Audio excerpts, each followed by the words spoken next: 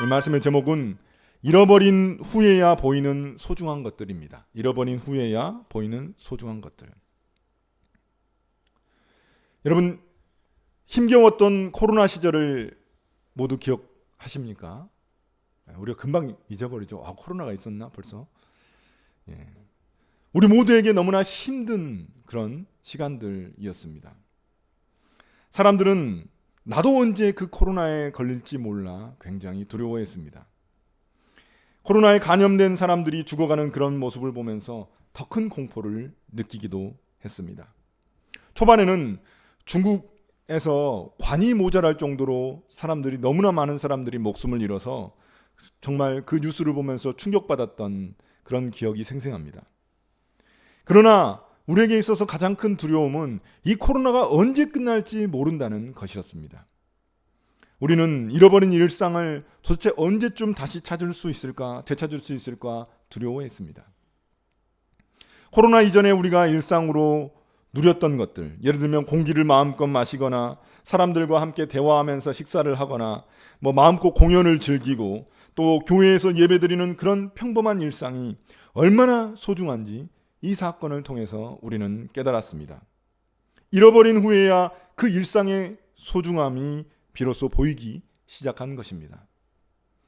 우리는 어리석게도 가진 것에 대한 진정한 가치를 깨닫지 못하다가 그것을 잃고 나서야 소중함을 깨닫곤 합니다. 사람이 그렇습니다. 그런데 오늘날 우리가 마주해야 할 미래는 어둡기만 합니다. 우리가 항상 기도하듯이 전쟁 위기, 기후위기, 전염병 위기, 식량 위기, 에너지 위기 등이 우리를 두렵게만 합니다. 앞으로의 이런 불확실한 미래 앞에서 우리의 삶에 우리가 당연히 누리던 것들을 또 누리지 못할까봐 두렵고 또 언제 이런 일상들이 흔들릴까봐 두렵기만 합니다. 분명 또 다른 고난이 우리 가운데 찾아올 것입니다. 이런 어두운 현실 속에서 지금 우리는 어떻게 소망을 가질 수 있을까요? 예레미야가 5장은 고난 가운데 우리가 할 수 있는 일들이 무엇인지 말해주고 있습니다. 지난주 설교했었던 것처럼 우리가 고난을 당하면서 견디기 힘든 이유는 외롭기 때문입니다. 위로해줄 사람이 곁에 없기 때문입니다. 그러나 그 고통의 본질은 과연 이 고난이 언제 끝날까 하는 점입니다. 부르짖어도 하나님의 응답이 없기 때문에 더 고통스러운 것입니다. 끝을 알면 인내할 수 있는 힘이 생깁니다. 이게 언제 끝나겠구나 하면은 기다리면 됩니다. 인내하면 됩니다. 그런데 언제 끝날지 모르기 때문에 너무나 고통스럽고 괴로운 것입니다. 지금 예레미야 예가에 기록된 유다의 상황이 딱 그렇습니다. 나라가 멸망한 후에 이제 유다 땅에 살아가는 사람들은 큰 고통을 겪습니다. 죽지 않고 살아남았다고 해가지고 그게 다행이 아닙니다. 포로로 끌려가지 않았다고 해가지고 괜찮은 게 아닙니다. 삶이 비참하고 괴로운 삶이 그 땅에서 이어집니다. 지금 유다 땅에는 바벨론 점령군이 있습니다.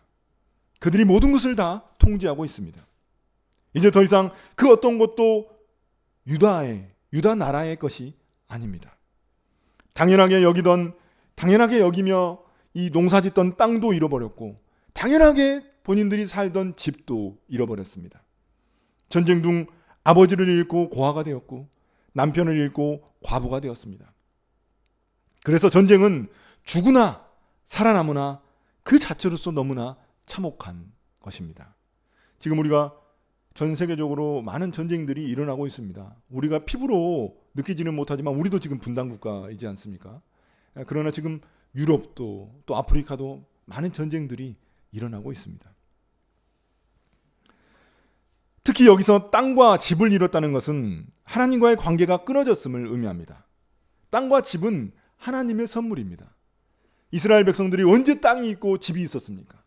그들은 이집트에서 노예 생활하던 그런 보잘것없는 민족이었습니다. 방황하고 어디에 거주해야 할지 알지 못하던 그런 민족이었습니다. 그런데 하나님께서 그 노예로 살아가던 그 민족을 이집트 땅에서 구원하셔가지고 약속의 땅인 그 가나안 땅에 그 땅을 차지하고 그곳에서 거주할 집을, 살아갈 집을 얻게 하신 것입니다.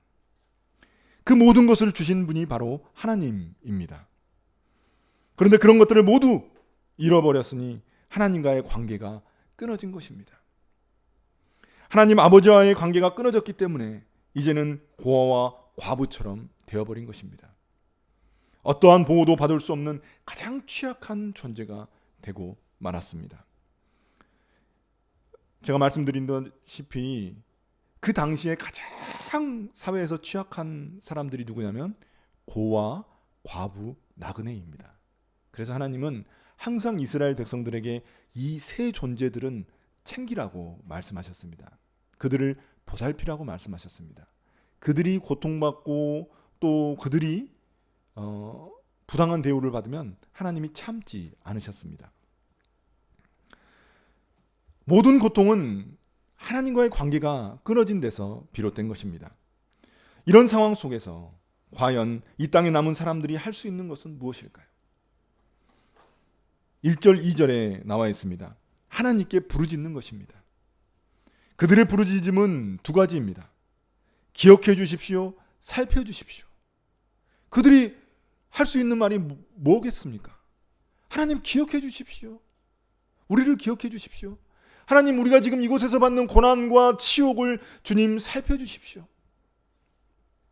그렇게 간청합니다. 아무리 하나님의 응답이 느껴지지 않을지라도, 하나님이 우리에게 침묵하고 있는 것처럼 보일지라도 그들은 부르짖는 것입니다.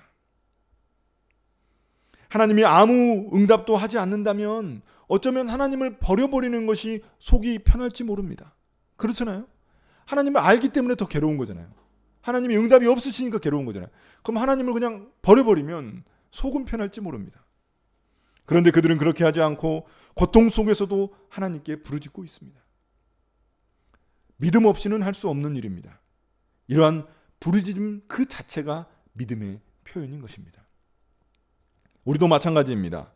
고난 속에서 그 끝이 보이지 않을 때, 또 하나님이 침묵하신 것 같은 그 상황 속에서 우리는 더 깊은 절망을 경험하곤 합니다. 그러나 유다 백성들처럼 우리도 그 속에서 하나님께 부르짖는 믿음을 가져야 합니다. 저를 기억해달라고, 또 제 사정을 살펴달라고 하나님께 부르짖어야 합니다. 그것 자체가 믿음이기 때문입니다. 결국 하나님은 우리의 부르짖음을 결코 외면하지 않으시기 때문입니다. 성경은 그것을 증명하고 있습니다. 이스라엘 백성들이 이집트 땅에서 고통받을 때 그들이 한 일이 무엇입니까? 그들이 무슨 믿음이 있었습니까? 그들이 한 일이라고는 하나님께 자신들의 고통을 호소하는 거였습니다. 부르짖는 것뿐이었습니다. 마치 아이가 잃어버린 부모를 찾듯 울부짖자 주님은 이스라엘 백성들을 구원해 주셨습니다. 울부짖음 그 자체가 하나님을 움직인 것입니다. 그렇다면 하나님은 왜 우리에게 때때로 이런 고난을 허락하시는 것일까요? 우리 인생에서 고난이 찾아오면 때로 우리의 일상이 무너지곤 합니다. 당연히 누리던 것들을 누릴 수 없게 됩니다. 여러분, 건강을 잃어보십시오. 우리의 일상이 얼마나 많이 무너집니까? 여러분 아시지 않습니까? 또 코로나 때를 생각해 보십시오.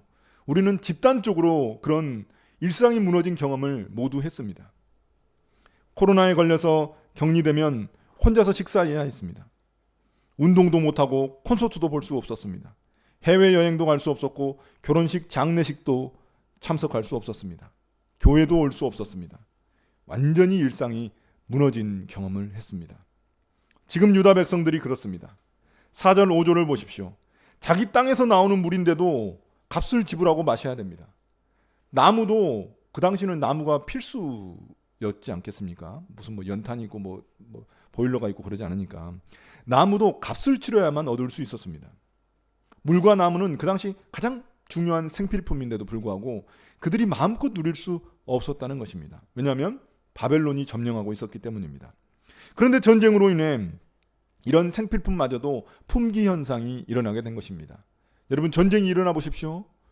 사람들이 생필품을 구하려고 난리법석입니다. 또한 그 땅에 남아있는 사람들은 바벨론에 의해서 강제 노역까지 해야만 했습니다. 쉬고 싶어도 쉴 수 없는 그런 처지가 바로 강제노역입니다. 그 전에는 자신들이 쉬고 싶으면 쉬고, 나무 베다가도 쉬고 싶으면 쉬고, 땅을 파다가도 쉬고 싶으면 쉬고, 마음대로 누렸지만 이제는 더 이상 그런 일상이 없어진 것입니다. 이것이 죄로 인해 하나님에게서 멀어진, 하나님에게서 끊어진 민족의 결과입니다. 하나님을 버리고 다른 나라를 의지한 결과입니다. 매일 누리던 일상이 파괴되었고 당연히 누리던 자유와 쉼도 잃어버리고 말았습니다. 당연하게 누리던 것들, 값없이 누리던 것들이 얼마나 귀한 것인지 다시 깨닫게 된 것입니다. 그러한 모든 것들이 하나님의 선물이었음을 깨닫게 된 것입니다. 하나님의 은혜가 아니면 누릴 수 없는 것들임을 깨닫게 된 것입니다. 우리 그리스도인들은 어떻습니까? 고난이 힘들고 어렵지만 고난이 축복이 될 때가 있습니다. 바로 죽었던 감사가 다시 살아날 때입니다. 고난에 대해 불평하지 말라는 말이 아닙니다. 제가 말씀드렸지 않습니까? 고난에 대해서 불평하지 말라고 말하는 것은 굉장히 잔혹한 그런 요청입니다.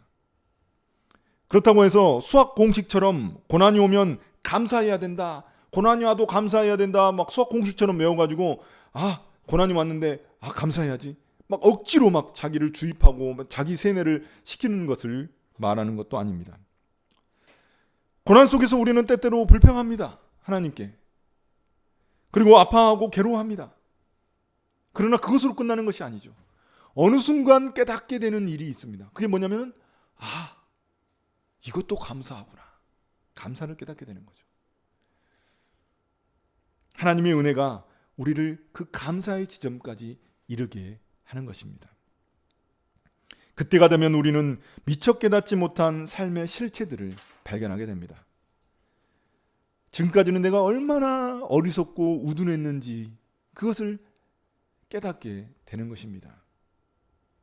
지금까지 내가 사소하게 여겼던 것들이 얼마나 가치 있는 존재인지를 깨닫게 됩니다. 지금까지 내가 목숨 걸고 그렇게 귀중하게 여겼던 것들이 얼마나 형편없는 것들인지 깨닫게 됩니다. 진짜 그 존재 가치, 그것의 존재 가치를 깨닫게 되는 것입니다. 고난이 그것을 알게 해줍니다. 이것을 세상 사람들은 뭐라고 이야기하나요? 철들었다, 이렇게 이야기합니다. 철들었다. 아이고, 이제 네가 철들었구나. 고난을 겪고 난 후 사람들이 하는 말입니다. 건강을 잃고 난 후 먹고 자는 것 같은 그 일상이 얼마나 소중한 것인지 깨닫게 되잖아요. 건강을 잃으면. 또 사업에 실패한 후, 아주 생고생하고 난 후에야 함께 있는 그 가족들이 얼마나 소중한지 깨닫기도 합니다. 거의 죽다가 살아난 사람들을 한번 여러분 보십시오. 그들의 삶이 어떻게 변화되는지 여러분 우리가 많이 보지 않습니까? 죽다 살아나면은 굉장히 세상을 보는 눈과 사람들을 보는 눈과 자기 자신을 보는 눈이 달라집니다. 철드는 거죠. 그러나 그리스도인들은 깊은 고난을 통해 하나님의 은혜를 깨닫게 됩니다. 그때서야 하나님을 진정으로 만나게 됩니다. 많은 그리스도인들의 간증을 한번 들어보십시오. 그들의 간증도 다 고난을 겪고 난 후에 하나님을 만났다고 고백하고 있습니다. 그 고난이 삶의 불순물을 제거하기 때문입니다. 그때가 되면 이것저것 제가 이것도 감사합니다, 저것도 감사합니다가 아니라 내 삶 그 자체에 대한 찐 감사가 올라오는 것입니다. 억지로 하는 감사가 아니라 진정으로 하는 그 감사가 삶이 감사하구나. 내 삶 그 자체가 그냥 감사하구나 라고 깨닫게 됩니다. 어찌 보면 하나님이 우리의 아버지라고 생각한다면 우리도 어쩌면 철든 것이죠. 우리는 신앙적인 언어로 표현하자면 성숙하게 되는 것입니다. 일상이 하나님이 감춰두신 보물임을 그때서야 깨닫게 되는 것입니다. 또한 깊은 고난의 터널을 통과하게 되면 비로소 보이는 것들이 있습니다. 바로 우상의 실체입니다. 우상이 무엇입니까? 나도 모르는 사이에 내가 의지하고 붙들고 있는 것들, 그런 것들이 바로 우상인 것입니다. 내가 의지하고 어떻게든 붙잡으려고 하는 것들, 내가 애쓰고 노력하고 너무나 그것에 과몰입했던 그런 것들이 우상이라고 말할 수 있습니다. 우리가 터널을 통과하면 빛을 만나게 되듯이 고난의 터널을 통과하면 하나님의 빛을 보게 됩니다. 그러한 우상들이, 내가 붙들고 의지했던 우상들이 모두 무의미하고 헛된 것들임을 깨닫게 되는 것입니다. 그런 선물을 주는 것이 바로 고난인 것이죠. 그 우상들이 나를 오히려 도와주는 것이 아니라 나를 망가뜨리고 있는 것들이라는 것을 깨닫게 되는 것입니다. 우상으로는 내 삶이 결코 행복해질 수 없다는 진리를 깨닫게 됩니다. 삶의 진실을 깨닫게 됩니다. 여러분, 유다 백성들을 보십시오. 6절입니다. 그들은 나라가 멸망해가는 그 순간에도 하나님을 의지하지 않았습니다. 그들은 이집트나 아시리아를 의지하려고 했습니다. 그 나라가 이제 도와줄 줄 알았죠. 강대국이라서. 우상에 의지하려고 했습니다. 그러나 결국 유다는 아무런 도움도 받지 못하고 수치스럽게 멸망하고 말았습니다. 그래서 우리 시대의 기독교 최고의 지성으로 알려져 있는 C.S. 루이스는 이렇게 말했습니다. 하나님은 우리의 쾌락 속에서 우리에게 속삭이시고 우리의 양심 속에서 말씀하시지만 우리의 고통 속에서 하나님은 소리치십니다. 고통은 귀먹은 세상을 깨우는 하나님의 메가폰입니다. 그렇습니다. 우리는 너무나 교만하고 우둔해서 하나님이 우리에게 주신 많은 선물들을 깨닫지 못할 때가 많습니다. 마치 내가 스스로 얻은 것처럼 여기기도 합니다. 당연해서 아무 가치가 없는 것으로 여기기도 합니다. 그러나 고난이라는 그 터널을 통과하면 우리는 하나님이 주신 것들의 진정한 가치를 깨닫게 됩니다. 고난은 우리의 크고 작은 일상 그 자체가, 일상의 그 자체들이 모두 하나님의 선물임을 깨닫게 해주는 쓰디쓴 약과도 같습니다. 사랑하는 성도 여러분, 이제 말씀을 마무리하겠습니다.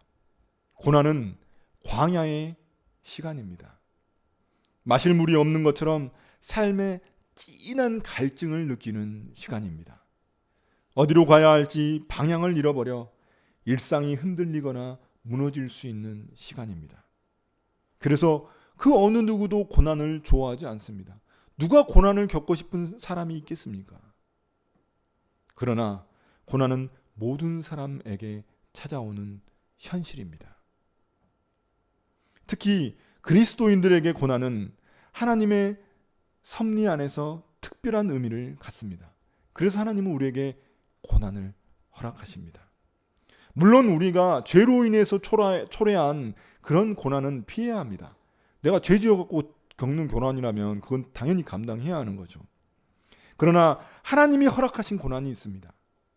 나의 신앙이 좀 더 성숙해지기 위해서, 삶의 실체를 알기 위해서, 깨닫게 하기 위해서 하나님이 우리에게 허락하신 고난들이 있습니다. 그 고난은 우리의 신앙을 연단하고 성숙해 하는 은혜의 도구가 됩니다. 고난 속에서 우리는 하나님의 은혜를 더 깊이 깨닫게 됩니다. 하나님의 사랑이 우리 삶에 얼마나 소중한지 어두웠던 그 영적인 눈이 띄어지게 되는 것입니다. 오늘 우리는 고난 속에서도 우리가 어떻게 소망을 붙들 수 있는지 질문했습니다. 바로 예레미야애가 5장이 우리에게 답을 줍니다. 예레미야애가를 통해 우리는 고난 속에서도 소망을 붙들 수 있는 이유는 오직 하나님께서 우리의 부르짖음을 들으시고 기억하시기 때문임을 배우게 됩니다. 그것 자체가, 내가 부르짖는 것 그 자체가 믿음임을 깨닫습니다. 아무런 응답이 들리지 않는 것 같은 그 순간, 하나님이 나에게 계속해서 침묵하시는 것 같은 그 순간에도 하나님을 찾고 부르짖는 것이 믿음입니다. 하나님은 우리가 고통 중에도 부르짖는 신음과 몸부림을 결코 외면하지 않으십니다.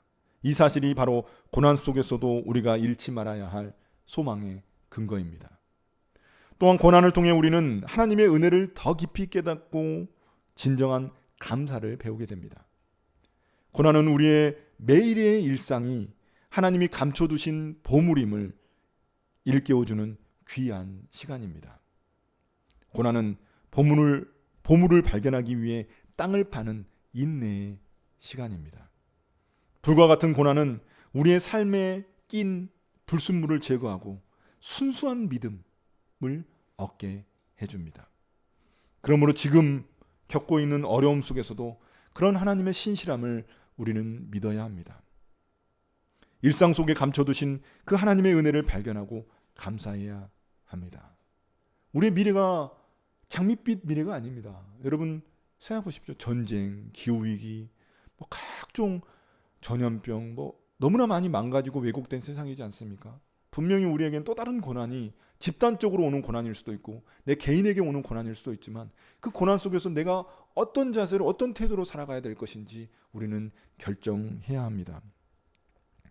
마지막으로 제가 여기 이곳에 있는 우리 성도분들 중에 한 분에게 감동받은 것 한 가지를 소개하려고 합니다. 또 우리 이곳에 있는 친구 중에 한 명이 이 갓비풀에 여전히 감사 제목을 홀로 올리고 있는 것입니다. 그것을 보면은 참, 이게 감사 제목들을 보면은 뭐 하고 있는지 다 압니다. 대충 뭐 하고 있구나, 일상 속에서 뭐 하고 있는지 압니다. 그렇다고 해서 이제 안 보여주려고 감사 제목 안 올리는 건 아니겠지만, 아무튼 대충 알 수 있습니다. 그 사소한 일까지도 감사하는 그런 형제를 보며 목사로서 많이 배웁니다. 저도 하다가 끊어졌는데 꾸준히 하는 것을 보면서 많이 배웁니다.